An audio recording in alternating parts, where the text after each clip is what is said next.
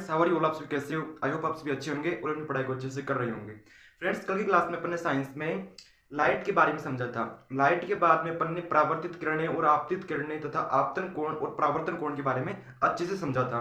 अब आज अपना पहला टॉपिक है प्रकाश के परावर्तन होता है। प्रकाश का जो परावर्तन होता है उसके कुछ नियम होते हैं। तो आज की क्लास में अपन परावर्तन के नियम देखने वाले हैं।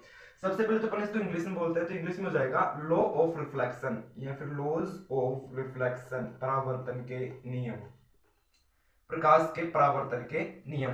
कल अपन ने अच्छे से समझा था कि यहाँ पर एक थी अपनी सतह, यहाँ पर एक अपनी सतह थी। इंग्लिश में बोला था अपन ने सतह, सॉरी सरफेस, इंग्लिश में बोलेंगे अपन सरफेस, इंग्लिश में बोल देंगे सरफेस और हिंदी में बोल देंगे इसे अपन सतह। तो जब भी कोई प्रकाश की किरण इस सतह से टकराती है तो सबसे पहले तो प्रकाश की किरण आएगी। तो जो प्रकाश की किरण किसी सतह से टकराती है तो उसे नाम दिया था अपन ने, उसे नाम दिया था आपतित किरण, उसे अपन ने नाम दिया था आपतित किरण। आपतित किरण को अपन ने इंग्लिश में बोला था इंसिडेंटरी रे। उसके बाद में जो किरण किसी सतह से टकराएगी वो परावर्तित होकर चले जाती है। तो ये किरण आई और ये परावर्तित होकर इधर चली गई, यानी कि मुड़ गई, तो इस किरण को बोल देंगे अपन परावर्तित किरण। कल अपन ने अच्छे से समझा था कि परावर्तित किरण क्या होती है और आपतित किरण क्या होती है। परावर्तित किरण को इंग्लिश में बोलते हैं अपन रिफ्लेक्टेड रे। तो जो किरण किसी सतह से टकराती है उसे बोलते हैं अपन ने आपतित किरण, तथा जो परावर्तित होती है सतह से टकराने के बाद में जो परावर्तित होकर जाती है उसे बोल देते हैं परावर्तित किरण। फिर इन दोनों किरणों के बीच में अपन ने देखा था एक लाइन होती है, उसे अपन बोलते हैं अभिलंब, इसे अपन बोलते हैं अभिलंब। और अभिलंब को इंग्लिश में बोला था अपन ने नॉर्मल। ये तो हो गया नॉर्मल, ये हो गया रिफ्लेक्टेड रे और ये हो गई इंसिडेंटरी रे। सबसे पहले तो अपन ने जाना था कि किरण किससे कहते हैं। तो किरण क्या होती है? वह सरल रेखा जिसके अनुदिश प्रकाश यात्रा करता है। एक सरल रेखा होती है जिसके अनुदिश जो आपका प्रकाश होता है, लाइट होती है, वो यात्रा करती है या फिर गमन करती है, उसे अपन किरण कहते हैं। तो ये किरण हो गई आपतित किरण, ये किरण परावर्तित किरण और ये किरण हो गई आपकी अभिलंब। इनकी इंग्लिश में लिखते हैं। तो आपतित किरण को तो अपन ने बोला था, आपतित किरण को बोला था अपन ने इंसिडेंटरी रे, इसे बोल दिया था अपन ने इंसिडेंटरी रे, इसे बोल दिया इंसिडेंटरी रे। इसे बोल दिया था अपन ने रिफ्लेक्टेड रे, इसे बोल दिया था रिफ्लेक्टेड रे यानी कि परावर्तित किरण। और अभिलंब को इंग्लिश में बोला था अपन ने नॉर्मल, अभिलंब को इंग्लिश में बोला था नॉर्मल। फिर उसके बाद में अपन ने बात की थी कि अभिलंब तथा आपतित किरण के मध्य जो कोण बनता है, एंगल बनता है, उसे आई से प्रदर्शित करते हैं, आई से डिनोट करते हैं। उसके बाद में परावर्तित किरण तथा अभिलंब के मध्य जो कोण बनता है उसे अपन ने डिनोट किया था आर से। उसके बाद में अपन ने देखा था कि एंगल आई को अपन क्या बोलते हैं और एंगल आर को क्या बोलते हैं। तो angle I is equal to, इसे तो नाम दिया था अपन ने एंगल ऑफ इंसिडेंस, इसे नाम दिया था एंगल ऑफ इंसिडेंस यानी कि आपतन कोण, इसे तो नाम दे दिया था अपन ने आपतन कोण। उसके बाद में एंगल आर हो जाएगा आपका एंगल ऑफ रिफ्लेक्शन, ये हो जाएगा आपका एंगल ऑफ रिफ्लेक्शन यानी कि परावर्तन कोण, ये हो जाएगा आपका परावर्तन कोण। कल की क्लास में अच्छे से समझा था, आज और समझ लेते हैं। परावर्तन कोण हो गया आपका एंगल ऑफ रिफ्लेक्शन और आपतन कोण हो गया एंगल ऑफ इंसिडेंस, आपतन कोण। तो आपतन कोण को तो किससे प्रदर्शित किया अपन ने? आई से, और इसे किया आर से। उसके बाद भी अपन ने एक बात और जानी थी कि angle I is equal to R. जो आपका एंगल आई होता है, angle I is equal to angle R. आपतन कोण परावर्तन कोण के बराबर होता है। अगर आपकी इतनी बात समझ में आती है तो आप अपन परावर्तन के नियम आसानी से याद कर सकते हैं। उससे पहले वाली क्लास में अपन ने प्रकाश को देखा था, प्रकाश के बारे में कुछ इंपॉर्टेंट लाइंस देखी थी। प्रकाश ऊर्जा का वह रूप होता है जो हमें वस्तु को दिखाने में सहायता करता है। प्रकाश की चाल 3 × 10⁸ मीटर पर सेकंड होती है। इसकी चाल रोमन नामक वैज्ञानिक ने सन 1676 ईस्वी में ज्ञात की थी। उसके बाद में प्रकाश वैद्युत चुंबकीय तरंगों का एक हिस्सा होता है, इसको चलने के लिए किसी भी माध्यम की आवश्यकता नहीं होती है। उसके बाद में ये द्वितीय प्रकृति की होता है, अर्थात कण और तरंग दोनों की तरह ही व्यवहार करता है। तो ये तो अपन ने पिछली वाली क्लास में देख लिया था।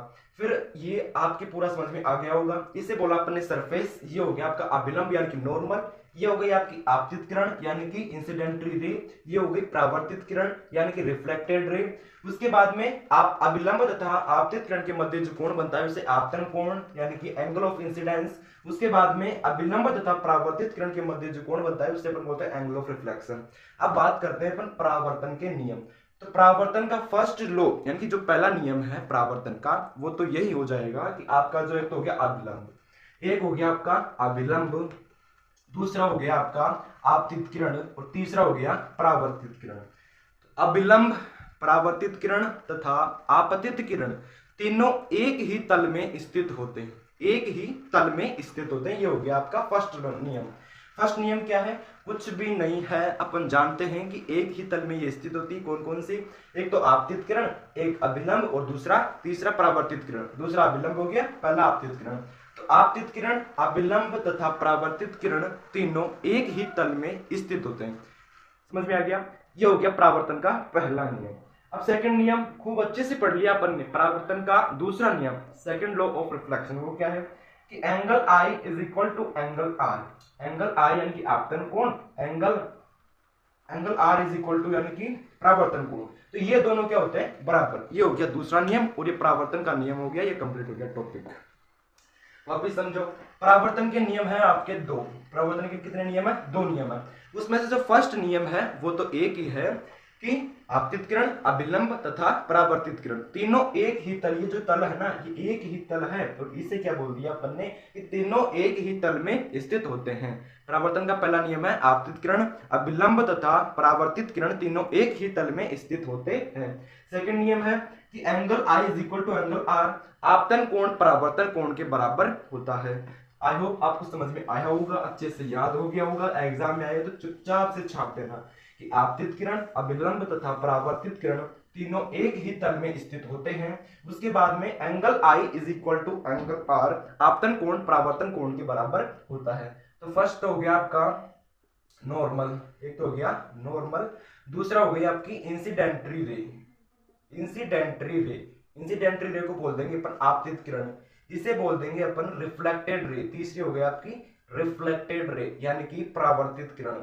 अब फर्स्ट नियम तो क्या है? फर्स्ट लो है आपका कि ये तीनों एक ही तल में स्थित होते हैं, एक ही तल में स्थित होते हैं। या हो गया आपका पहला नियम। अब सेकंड नियम है कि angle I is equal to angle R. जो एंगल ऑफ इंसिडेंस है वो एंगल ऑफ रिफ्लेक्शन के बराबर होता है, समान होता है। ये हो गया आपका सेकंड नियम।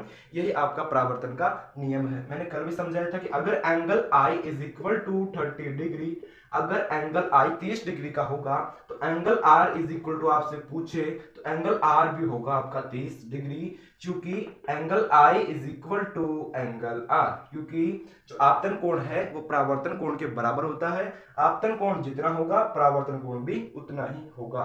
तो ये हो गया अपना टॉपिक कंप्लीट। पूछेगा ऐसे कि परावर्तन के नियम लिखो, प्रकाश के परावर्तन के नियम लिखो। आपको नियम लिख देना है, आपतित किरण, अभिलंब तथा परावर्तित किरण तीनों एक ही तल में स्थित होते हैं। उसके बाद में एंगल आई और एंगल आर यानी कि आपतन कोण तथा परावर्तन कोण बराबर होते हैं। बस ये हो गया आपका परावर्तन का नियम। कुछ ऐसे क्वेश्चन भी दे कि angle I is equal to दे दिया आपको 60 डिग्री, एंगल आई दे दिया आपको 60 डिग्री और एंगल आर पूछे तो वो भी हो जाएगा आपका 60 डिग्री, क्योंकि angle I is equal to angle R. I hope आपको समझ में आया होगा। आज के लिए इतना ही, मिलते हैं अगले वीडियो में किसी नए टॉपिक के साथ। तब तक के लिए bye bye, take and love you all.